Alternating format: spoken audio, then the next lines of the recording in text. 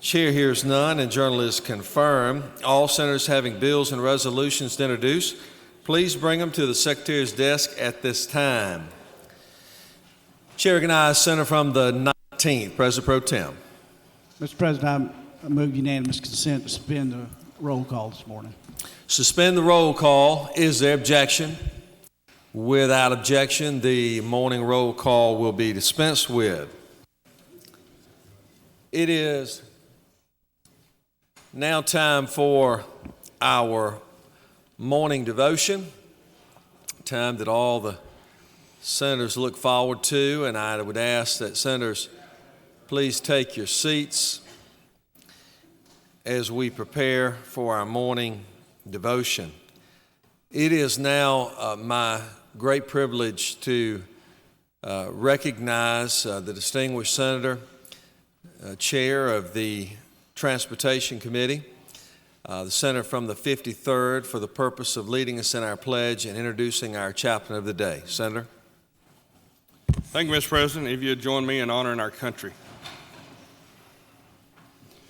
I pledge allegiance to the flag of the United States of America and to the republic for which it stands, one nation, under God, indivisible, with liberty and justice for all.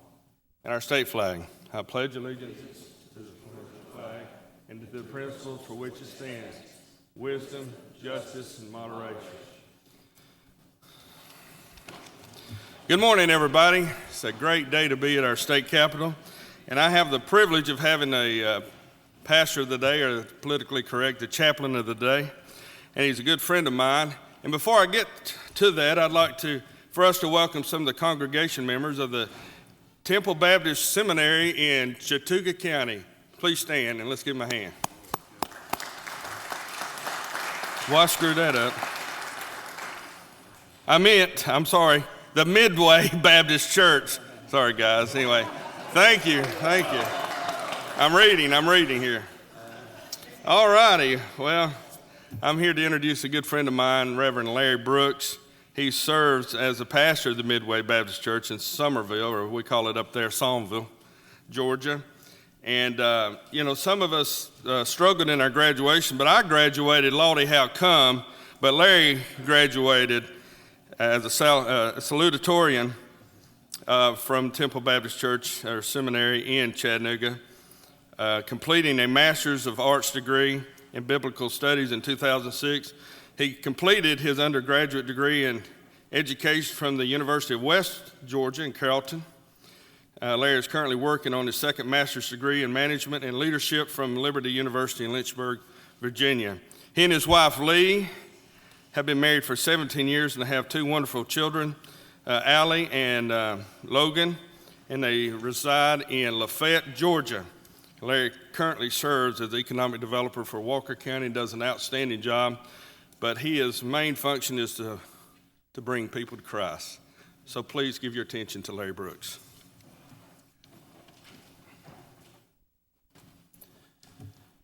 Governor Cagle, members of the Senate, and guests, good morning to you all. I would like to say what an honor and privilege it is for me to be standing here before you this morning. I appreciate Senator Mullis's invitation, his kind remarks. He's been a true friend to me and to the citizens of Northwest Georgia throughout the years. I would also like to thank each of you for your tireless service that you offer to the people of Georgia. And we want to recognize your contribution to this wonderful state that we so dearly love and appreciate. I would like to comment quickly this morning, share a few thoughts from Proverbs 16:3. The Bible tells us, it says, commit your works to the Lord and your plans will be established. Here, Solomon reminds us that dependence on God always yields success. Often, we have a tendency to depend upon professional colleagues, subject matter authorities, and at times, close friends to offer counsel in many of the decisions we must make in our respective walks of life. Unfortunately, however, the one who holds the true keys for success in this life is rarely called upon these days. We as a people should remember that the Lord God stands ready to hear anyone that would call upon Him, and He stands ready to offer us the resources necessary to guarantee our success. As we face a world today continually marked by uncertainty and unrest, let us as a nation and state remember to call upon the God who stood with Joshua as he was leading the children of Israel into similar circumstances of uncertainty as the nation was entering the promised land.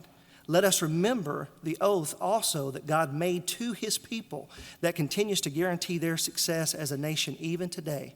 And this is coming from Joshua 1:5.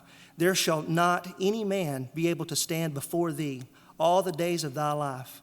As I was with Moses, so I will be with thee. I will not fail thee nor forsake thee. Joshua 1:5. I would ask if you would to stand with me this morning as we bow for a word of prayer. Father, we thank you for this opportunity of being able to call upon you here today. We ask humbly for your blessings upon this assembly as these men and women answer the call of service you have placed upon their lives. Be with each of them and their families. Provide guidance and wisdom to each one as they deliberate the matters facing this state of Georgia and the communities it represents. Father, I pray that we as a people would find help and favor in you as we strive to uphold the laws and directives you have outlined for us in your word. Please continue to help us as we face the challenges of uncertainty within this world. We do our best to make sense of such matters before us, but we recognize that true understanding and wisdom belong to you. Lord, help these our leaders to make decisions that would benefit the people of this state and bring honor and glory to you. I ask these favors in the lovely name of your Son, Jesus Christ. Amen. Thank you so much.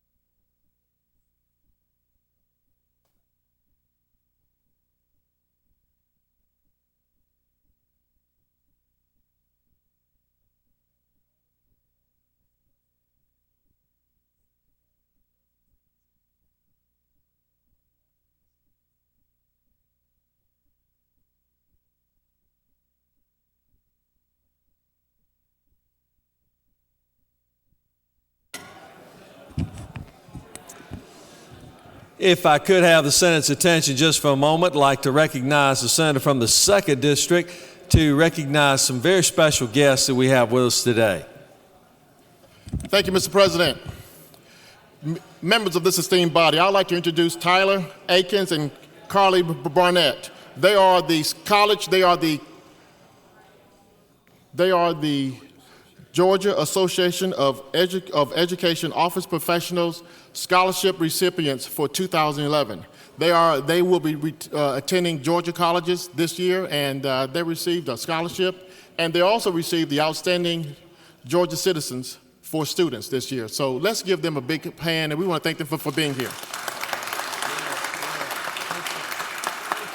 Thank you very much, members. Thank you. Good to see you both. All right, thank you.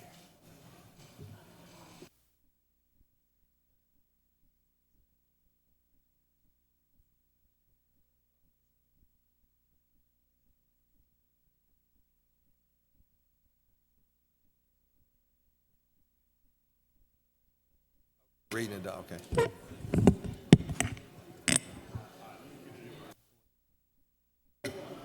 Are there any unanimous consents? Secretary will read a resolution. SR 60X by Senators Orrock of the 36th and others, a resolution recognizing the building owners and managers of Atlanta, BOMA Atlanta, and declaring October 21st, 2011 as BOMA Atlanta Community Service Day at the Capitol and for other purposes. Is there objection to adoption of the resolution? The chair hears none, and the resolution is adopted. SR 70X by Senators Chance of the 16th and others, a resolution honoring the life and memory of Larry Lane Hudson and for other purposes. Is there objection to adoption of the resolution? The chair hears none, and the resolution is adopted.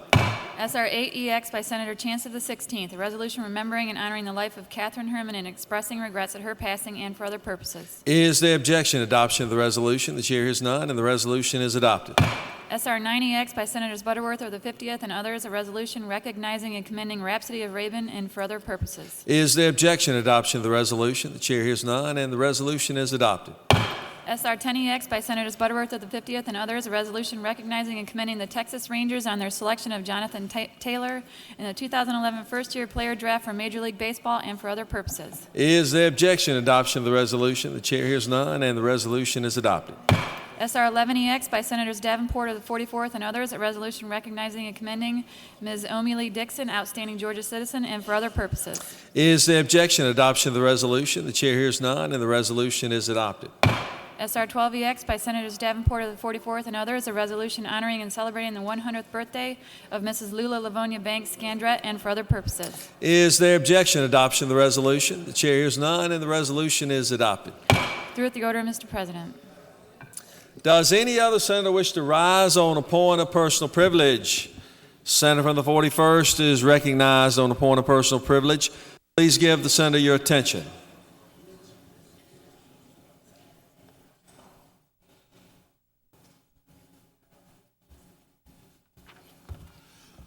Mr. President, members of the Senate, I'd rise here today to offer an apology to my caucus. Turns out the first day as leader in this chamber, I have made a tragic mistake. Yesterday I came to the well and I told this Senate that I thought there was going to be a fair process where we could allow some input, that the chairman would listen to us and the leadership in the Republican Party would listen to us and we'd have a dialogue that might improve or better a map that was presented to this chamber. But I have to apologize to my caucus because after yesterday, I find that is not the case. Yesterday, we were presented with rule changes that moved the process where the committee meeting was held on Tuesday. Even that, and I knew that coming into the chamber, I said, no, don't worry, I've talked to people, I think they're going to try to be fair and allow our case to be heard. But yesterday afternoon, when I went after the 24-hour preceding the committee deadline to talk about having amendments brought to committee, I was told, no, if they weren't there at 11 o'clock, you wouldn't have an opportunity to bring amendments to the committee on reapportionment. Now, we are here in special session for one primary purpose, to draw maps, to redistrict this state, according to the census, which occurs every 10 years. It's an important issue. Now, this is what we were faced with. Getting a map on Friday where the committee chairman told our caucus he couldn't answer any questions or discuss it, but here's a map. And then we worked all weekend because we wanted to address in a fair and appropriate way your map. We wanted to do as least change as possible to address the legal concerns so we didn't spend $1 million of taxpayers' dollars to try to fix a map in court. We wanted to do it here. And we didn't want to bring to you a map that we had been working on over the last 3 months that wasn't integrated into the map that you've got, because we wanted to work with the process that was being done here. So my team, including senators, worked till 2 o'clock Sunday morning with your map to try to address legal concerns, and doing that much more so than any political concerns, address the legal concerns of the map. 2 o'clock Monday morning, people went to bed, and we got here on Monday before 9 o'clock, turned in a map to the reapportionment office. I was told we would be, the top priority, caucus leadership, in bringing a map to them and expediting it through. Well, I knew it would take more than 3 or 4 hours, but I didn't get up yesterday and worry too much about the rules change because I thought there would be some fairness. But no, even though we, as soon as the reapportionment office told us they would have that ready, we made the offer to bring that to the committee chair. And I was told that, it takes time to vet those things. You can't bring it now. We have a 24-hour waiting period. You can't bring it now. It takes time to vet it. Well, the reapportionment office took almost 9 hours to prepare it. They vetted it. It's a Republican reapportionment office with a Republican attorney as their legal counsel. That is the process of vetting. That legislative representative, the representative of the reapportionment office, he says that's the bill number, that's the information we gave him. That's an appropriate amendment that should be considered in committee, and I've been told it's not going to happen. I had several members of our caucus that wanted wanted amendments made, and I actually made another mistake. I told a reporter yesterday, he said, "Are you concerned about having time to get your amendments to committee?" And I said, well, they have told me that they're going to put us on the fast track on the reapportionment office, and they're going to try to be fair. Well, those two things apparently didn't quite work through, because we're not going to allow an opportunity for us to present our amendments in committee.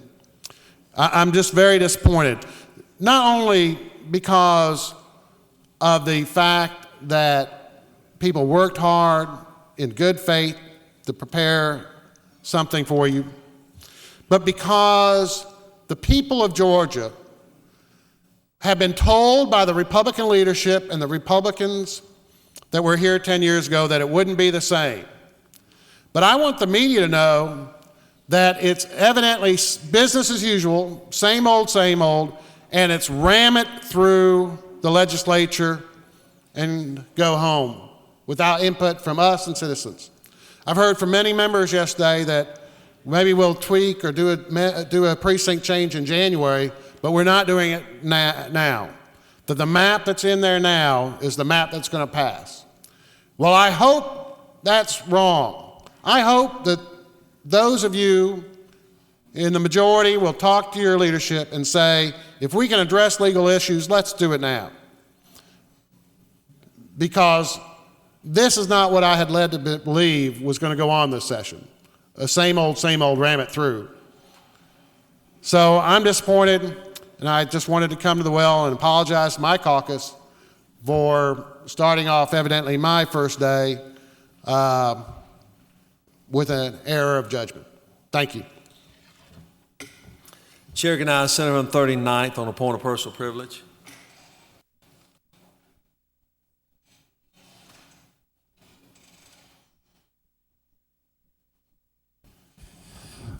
Mr. President, members of the Senate, I rose for a point of personal privilege yesterday, and I asked for an opportunity to speak with the President Pro Tem or any other member of the other side's leadership to talk about the Fulton County issue, to see, because it's so egregious on the face of it, what's being done. So obviously wrong and unjust. I thought the opportunity to have a dialogue and to sit and talk and reason together might result in some changes. Well, I got the message back: no way, no how, no time soon. And that's unfortunate, because it was my hope that the leadership on the other side would see just how bad that looks. A partisan power grab of immense proportions. But not only a partisan power grab, but also intermixed with it, as it is often the case here in Georgia, it's intermixed with race. Partisanship and race are in play here today in the state Senate of Georgia, and it's unfortunate. To bring in senators from Coweta County, and I'm mispronouncing it. People in Fulton County don't even know how to pronounce Coweta County. To bring somebody in from Coweta County or Cherokee County, Sharpsburg or Woodstock into Fulton County, and an obvious partisan power grab is wrong. It's going to be wrong today. It's going to be wrong tomorrow. It's going to be as wrong as long as this partisan power grab plan is in place. We're going to fight it.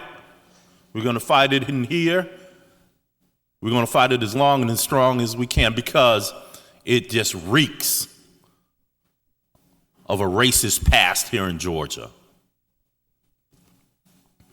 Now, I did not come down here and comment on the rules, because I know what I've heard for the last 6 months is the Democrats did it just like this. Well, let me tell you something. 10 years ago, I was not in leadership. 10 years ago, I had some problems with what my party did in redistricting. If you go back to the record, you see, I think I voted against some of those plans. But that's the rule of the schoolyard. You did it wrong, so we are justified in doing it wrong. Y'all said you would be different, but you're more of the same and worse, because there's hypocrisy involved. I read the newspaper this morning just like you did and heard what the president of Common Cause said. The minority leader referred to it, that y'all said y'all would be different. You have hijacked the process and betrayed the trust of the people of the state of Georgia. And then finally, Mr. President, there's a lot of talk, and there will be more talk about the openness and transparency of this process. I hope we have a chance to talk, because I know there were a lot of conversations over the last several months, people being brought in and told who they can bring in to meet and who they can't bring in to meet. But I hope we have a chance to talk about the coercive nature of some of this process. I know some people are basking in the afterglow of transparency, but there was coercion involved, and we're going to talk about that as this process moves forward. Thank you, Mr. President. I retire from the line. We have a couple of several others that would like to be recognized for points of personal privilege, but I'd like to present the Doctor of the Day first. And to do so, I recognize the distinguished senator from the 42nd District to present the Doctor of the Day. Thank you, Mr. President. Dr. Patty Schiff is my very close neighbor, who lives just around the corner from me. She's a Medical Association of Georgia member, and most recently, in January, she was the ship doctor on a National Geographic expedition to Antarctica. And I told her it was going to be a little bit frosty in here today, and so we were happy to have her. So, Dr. Schiff, welcome. Thank you. Well, have a very safe and productive day.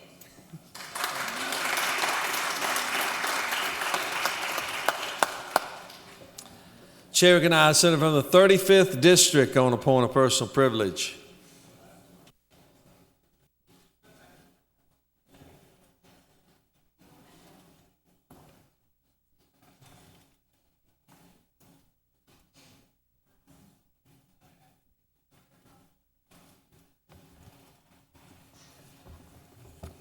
Thank you, Mr. President. Senators, I have truly been honored to serve in this legislative body. I look forward to offering myself to serve on 2 different occasions, one where I served for almost 10 years, and then I came back 6 years later. You see, the 35th District has been a strong community of interest. We continue to work hard and to build it. And the citizens of that district have continued to vote on people who represent them and who continue to build their district and take care of their district and bring home the bacon. And that's what we've always tried to do. I have questions about all of a sudden the almost entire Fulton County, which has been in the 35th District, now being moved out of the 35th District. The only portion that remains is the small portion where I live. And I guess I was moved to make room for new people who don't even live in Fulton County, and most don't live anywhere close to Fulton County and have no concern or interest. But I was not able to address these concerns, even though I attended many of the so-called open and fair reapportionment meetings, and those that I did not attend, I had at least 8 people from my district who came and expressed the same interest on record with the reapportionment committee. I'm very happy that the reapportionment committee will be meeting today, and I plan to go before them to ask specific questions about the district that has been sliced, diced, annihilated, that used to be the 35th District, but it does not look anything like it anymore. So to the empty seat of the chairman of reapportionment, I look forward to coming before your committee today to ask my questions, because we want to keep our strong community of interest in place. And I am perplexed about why one who has grown almost 43,000 over the maximum amount of persons for the 35th District, and knowing I'd have to lose that many, but why was I moved completely out into a brand new area? So, Mr. President, Senators, I will ask this question to the people that I respected and went before their committee, and now I'll go before the committee as a duly elected member of this body on 2 occasions, an honorable member of this body. So thank you very much, Mr. President. I yield the well. Thank you, Senator. Chair recognizes Senator from the 42nd on a point of personal privilege.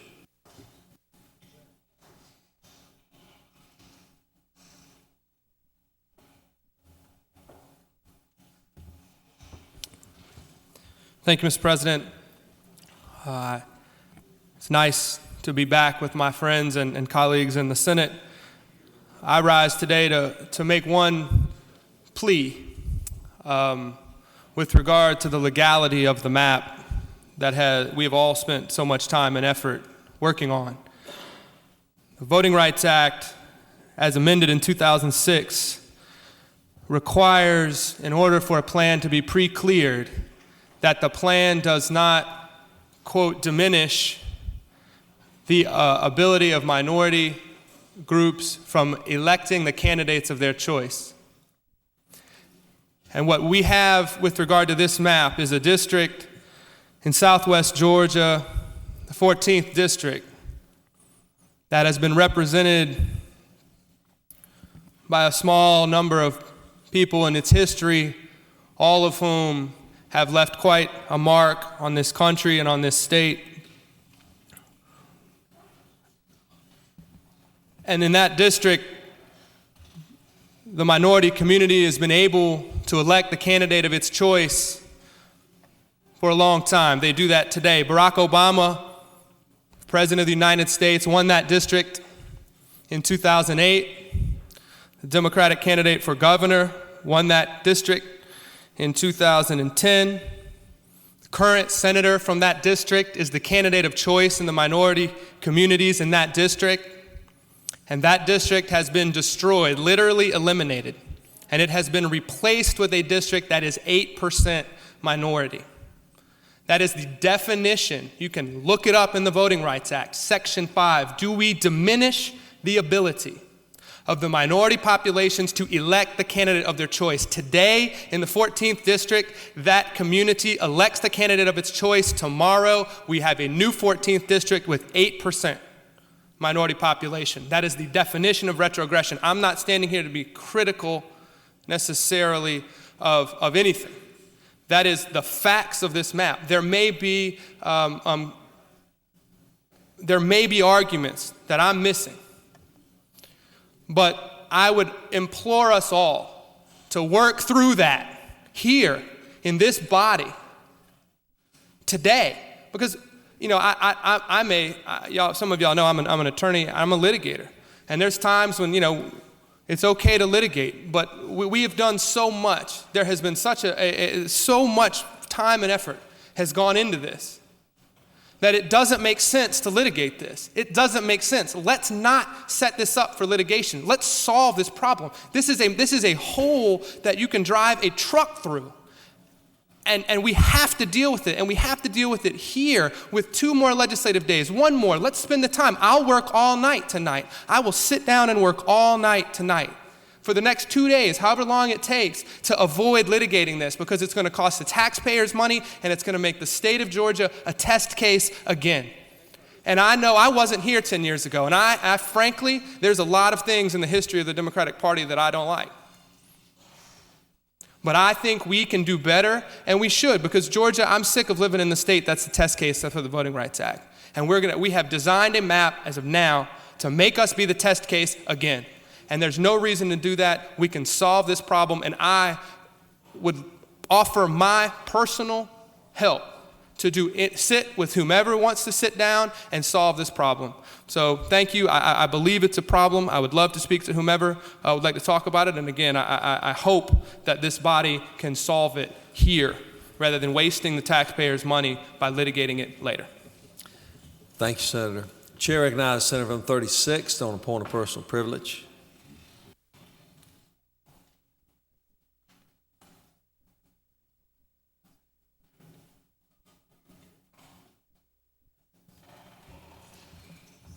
Thank you, Mr. President. It's good to be back here in the heat of the summer and in this unusual once-a-decade event. This will be my 3rd reapportionment special session. Actually 4th. We've had more than one on some occasions. I will limit my remarks strictly to the county that I've been privileged to represent for 25 years, the great county of Fulton. I'm a major driver of so many things here in Georgia, and a very, very significant player in our state's history and in our state's current cultural and economic life. I am highly offended, and I believe the voters of Fulton, when they learn what has happened, will be highly offended. When we went in to this, for the last 10 years, 20 years, who's keeping count? It's been so long. We have had 4 Democratic senators from Fulton and 3 Republican senators from Fulton. That's 7 senators representing this county. The map that has been drawn, and I understand many of you may not realize this, you're looking at your own county, your own district, you're part of the state. But the map that has been drawn that is before us is a map that creates 7 Republican performance seats. Goes from 3 to 7. Now, the number of Republicans in Fulton has not jumped and more than doubled. Let me say that to you, lest you think otherwise. So we are faced with 4 Democratic seats and 7 Republican seats, 7 Republican performing seats in the county of Fulton. That, of course, is a roadmap for the citizens of Fulton to have anything ramrodded through. that goes through a delegation. And we understand what goes through a delegation. The question of Milton County goes through a delegation, to the Fulton County delegation. These are not small questions. You all think about your county and how much you want it sliced and diced. Why, I ask you, and I ask the people of Fulton, and I ask the people of Georgia, why on earth would we draw a map that has the senator from Sharpsburg and the senator from Woodstock deciding the fate of the Fulton County? They don't pay taxes up here in Fulton. They don't live in Fulton. They drew in and picked up precincts so that they have a vote to outvote the Democrats in Fulton. Fulton, which is a 55% African-American county. Now that is egregious. Talk about communities of interest. Woodstock and downtown Atlanta, come on. I don't try to go out and vote what Cherokee County can do. I don't try to take get a little precinct in Cherokee. I don't try to run way down and get a precinct down in Fayette so I can be voting and casting, deciding the fate of a county far flung from my own. I try to hoe in my row and tend to my business, and that business is Fulton County. I say to you, Fulton County is not the business of the gentleman from Woodstock or the gentleman from Sharpsburg. And when we see our fundamental economy and our financial structure of this great county up for grabs for votes that are going to come up on whether to slice and dice the county, this is not small potatoes. This is not ho-hum, one more little problem. It's egregious, it's offensive, it flies in the face of communities of interest. It overwhelms the Democratic population of Fulton and puts it in the hands of the GOP. That, I say to you, is wrong. It's dead wrong, and that's what's wrong with this map, in addition to the many other points that are being raised. I say to you, not a one of you would sit quietly and let that happen to your county, where lines were drawn and precincts were added to outlying areas to allow a party that is not the majority party of your county to make the decisions for that county.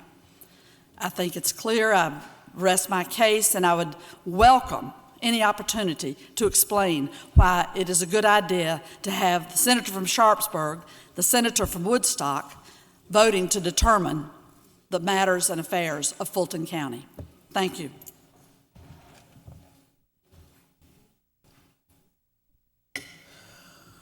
Chair recognizes the senator from the 28th, Chair of Reapportionment. Close the morning points of personal privilege. Thank you, Mr. President. I think you almost said to close the debate. Points of personal privilege is not really a time for debate.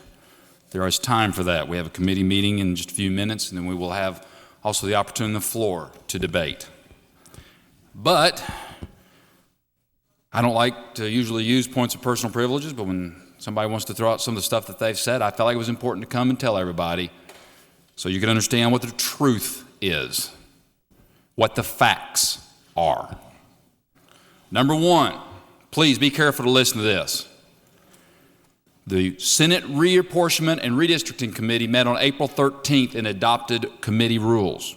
There's many committee chairmen that are in here, and you also adopted committee rules. In there is a rule, and I will try to, I didn't bring my reading glasses, but I'll do the best I can to read it. Arms are getting shorter. Rule number 5, all amendments to legislation in the committee shall be delivered to the chairperson no later than 24 hours prior to any called meeting of the committee, unless the committee is called on 24-hour notice, in which event amendments must be delivered to the chairperson no later than 12 hours prior to the meeting. The meeting notice went out more than 24 hours prior to the meeting. Very clearly, please listen to this part. The rules changes that we adopted yesterday did not affect this. This is a committee rule that was adopted on April 13th. Now, in addition to the 24-hour notice, Friday I met with the Democratic caucus. I unveiled the map publicly to them. I let them see the map before the public saw the map.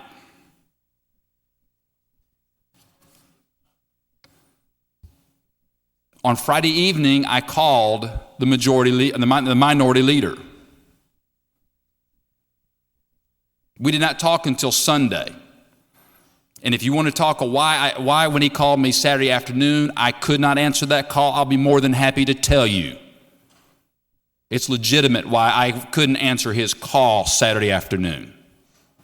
But on Sunday, we talked. And on Sunday, I told him, he said there's a rumor about a committee meeting on Tuesday, of which the Secretary of Senate was already aware that we were meeting on Tuesday. And I said, yes, we're meeting on Tuesday. He said, we would like to postpone it to Wednesday or Thursday. I said, I would discuss it, but as for right now, we're meeting on Tuesday. Now,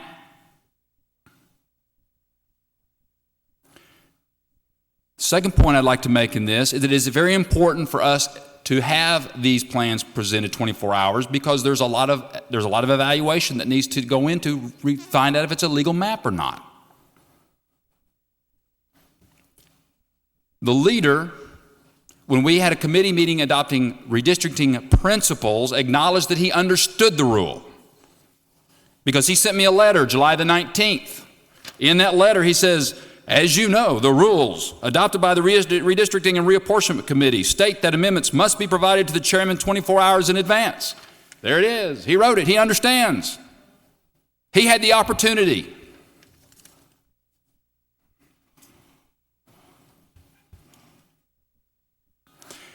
I made a commitment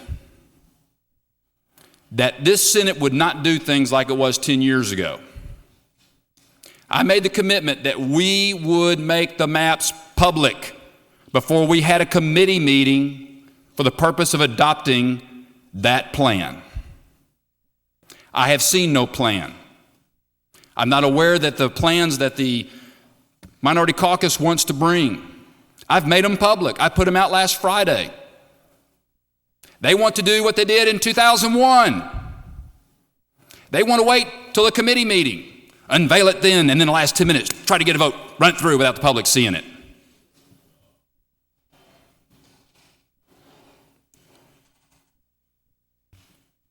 When we met yesterday, the leader and I, at 4:45, we discussed, and at 5 o'clock, we were talking about the amendments, and I told him, I said, we didn't make the 24-hour requirement. There will be no amendments offered because we didn't meet that rule. Even then, he didn't show me a plan. Even then, he didn't make public a plan. There are still opportunities. You can bring a proposal to the floor. You can take your proposals to the House. I have worked to develop a fair plan. I made commitments to make the plans public so the public could look at them and scrutinize them. And I will say this to the members of this body. In having a fair plan means you follow the rules. And I am sorry if you can't read the rules, won't read the rules, or won't obey the rules. I am going to follow the rules. Thank you, Mr. President. Chair recognizes Senator from the 38th.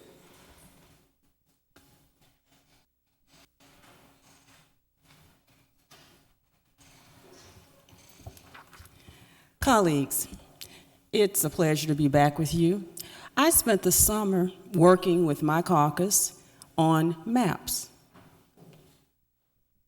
We did have a plan. We do have a plan. When your chair, my chair, comes before you and tells you that we got a map, we had an opportunity to see a map as of 12:30 on Friday. Did that give us enough time to get amendments ready, to get a substitute map ready when it takes hours, not minutes, hours to put these things together and to have them looked at and vetted so that when it's brought to this body, it is correct? If you do it at 12:30 on Friday, you unveil it to the public at 12:45 on Friday, And then we are supposed to be able to get it done in 5 hours before Legislative Council and the reapportionment office closes? Is that fair? Is that right? We spent the weekend working on getting something prepared to present to the committee, to present to this body. We got it in here yesterday morning. We got it in here before 9 o'clock. We couldn't get it in here on Saturday. We couldn't get it in here on Sunday. So is it right to say that because our rules said, and we waived rules, that we have to do it in 24 hours and we didn't have 24 hours to do it? The groups couldn't get it, the reapportionment office couldn't get it done by 11 o'clock yesterday morning. Legal counsel couldn't have it done by 11 o'clock yesterday morning. But we were wrong because we were being told we can't read. Just because you said in public hearings, and I went to most of the public hearings before I was put on the reapportionment committee, that you were going to show us a map. You were going to show the public a map. Are you going to allow the public today to come to the committee to talk about these maps? To talk about what you did to Fulton County? To talk about what you did to Bibb County? To talk to you about what you did to the senator from the 14th? Are you going to allow them to do that today? You haven't done it in the past. You shut us down every time we try to present something. So why should I think at this point that you're going to change your stripes and you're going to allow inclusion from all of the state of Georgia?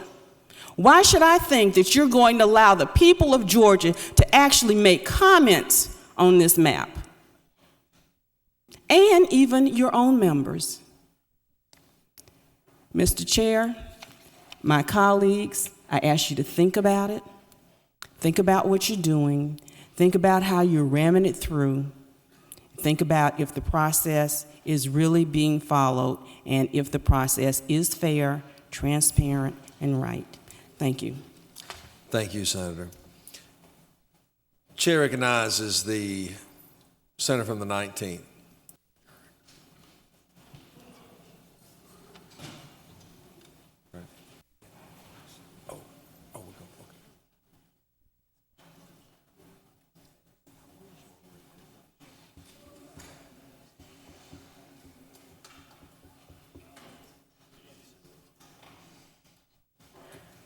We have a group that we're waiting on their arrival from the House, should be here momentarily for the President Pro Tem, Senator from the 19th.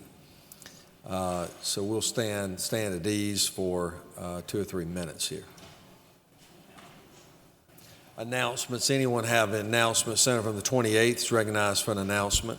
Thank you, Mr. President. The reapportionment committee meeting will start as close to 11 o'clock as we can. I know we're at ease, but we may have a lot of public comment. I know people have come and probably done their lunch hours, so we will start as close to 11 o'clock as we can. Thank you, Mr. President. Room 450.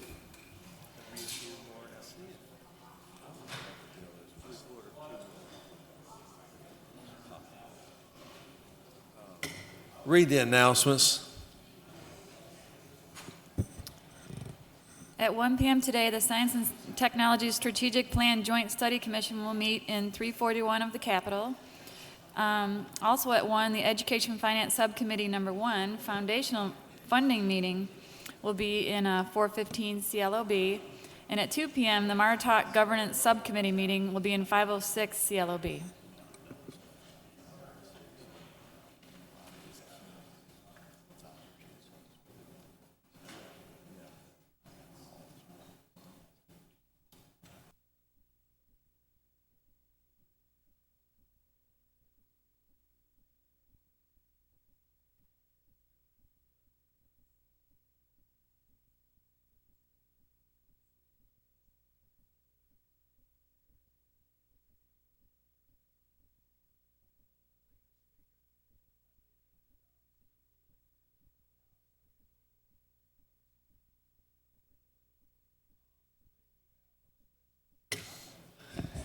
We have some very special guests we would like to recognize at this time. The Secretary will read a resolution.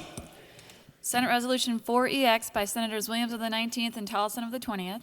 A resolution recognizing and commending Conservation Sergeant Don Dasher and Conservation Ranger First Class Clint Jarrell with the Georgia Department of Natural Resources for dedicated service to the citizens of Georgia and for other purposes. Whereas on July 4th, 2011, many Georgia citizens were celebrating the holiday weekend, and conservation rangers from the Department of Natural Resources were on vigilant patrol to protect those involved in outdoor activities. And whereas at 7:45 p.m., Sergeant Dasher and RFC Jarrell stopped at the Highway 147 bridge over the Ahupee River in Tatnall County, and while speaking to a family that was fishing, the officers heard a loud splash just downstream from where they were, and a family member shouted that someone had fallen in the river. And whereas the officers ran to where they heard the splash and saw two people struggling under the surface of the water, and whereas both officers immediately leapt into the water, Sergeant Dasher pulled a 14-year-old boy from underneath the water, and RFC Clint Jarrell pulled an 11-year-old boy from underneath the water. And whereas with the help of an unknown Good Samaritan, the officers were able to locate the father of the two boys, who was also under the surface of the water, and whereas all three family members were safely brought to shore. Now therefore, be it resolved by the Senate that the members of this body hereby commend Sergeant Don Dasher and Ranger First Class Clint Jarrell for their heroic efforts in rescuing three people from imminent danger of drowning. Is there objection to adoption of the resolution? The chair hears none, and the resolution is adopted. It's a great honor to recognize these very heroic officers, and we're very proud of DNR and all that they do for our great state. To speak to the resolution and recognize these very distinguished guests, I call upon the distinguished senator from the 19th, President Pro Tem. Thank you, Mr. President. Ladies and gentlemen of the Senate, it gives me a great honor to recognize some folks from my and Senator Hill's part of the state for doing something that's beyond the call of duty, and to do it on a day where most families have taken off. We have our state employees that are out there working on July the 4th to protect the public, and in this case to save three lives, the father and two sons, which had gone down for the third time, and they saved the two boys. Sergeant Don Dasher, originally from Tatnall County, I think he's living in Jenkins County now, as well as Clint Jarrell, First Class Conservation Ranger, a fellow church member of mine, and we're just grateful for your willingness to dive off in there. And saving someone who's drowning often causes the person who's doing the saving to drown as well, because the folks are fighting for their lives. But these are great guys, and we're proud that you're working for the state, and proud of what you've done. Thank you very much.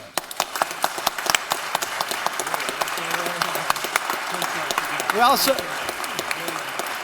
also have with us former House member from Wayne County. DNR Commissioner is doing a great job over there. I hope you all know Mark and call on Mark, but he's done a great job for us over at DNR. Mark, say a few words about your guys here. Always wanted to be a senator anyway. New districts here happening every day. Well, as Senator Williams said, on that day, most of us were with our families, and these guys and my Rangers were out patrolling. Couldn't celebrate with their families, but if you would, the families of both of these officers are in the gallery. If y'all would recognize them as well, they're joining us today.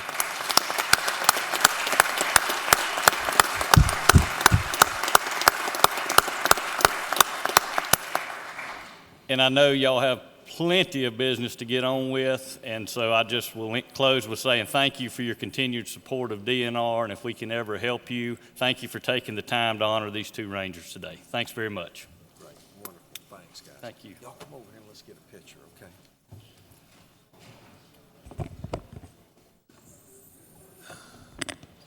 Senator from the 21st.